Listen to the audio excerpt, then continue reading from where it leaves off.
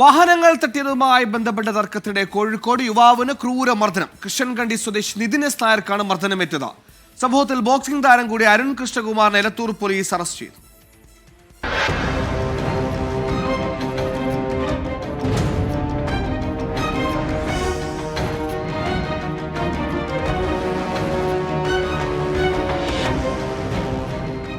ഇന്നലെ വൈകിട്ടാണ് കേസിനാസ്പദമായ സംഭവം. അമ്പലപ്പടി വഴി മാങ്കാവിലേക്ക് പോകുകയായിരുന്നു നിതിൻ എസ് നായരും കുടുംബവും. ഇവർ സഞ്ചരിച്ച KL 58S 1501 നമ്പർ കാർ എതിർഭാഗത്തു നിന്ന് വന്ന KL 11 BR 0020 നമ്പർ കാറുമായി ഉരസി. ഇതുമായി ബന്ധപ്പെട്ട തർക്കമാണ് ആക്രമണത്തിൽ കലാശിച്ചത്. നല്ലളം സ്വദേശിയും ബോക്സിംഗ് താരവുമായ അരുൺ കൃഷ്ണകുമാറിനെതിരെയാണ് പരാതി. പിതാവിനെ പിടിച്ചു തള്ളുകയും നിധിനെയും സഹോദരനെയും തല്ലി വീഴ്ത്തുകയും ചെയ്തു. നിധിന്റെ മുഖം റോഡിൽ ഉരച്ച് മുറിവേൽപ്പിക്കുകയും ചെയ്തു.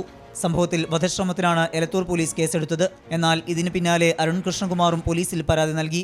ഗർഭിണിയായ ഭാര്യയെയും തന്നെയും ആക്രമിച്ചു എന്നാണ് പരാതി. ഈ പരാതിയിലും പോലീസ് കേസെടുത്തു.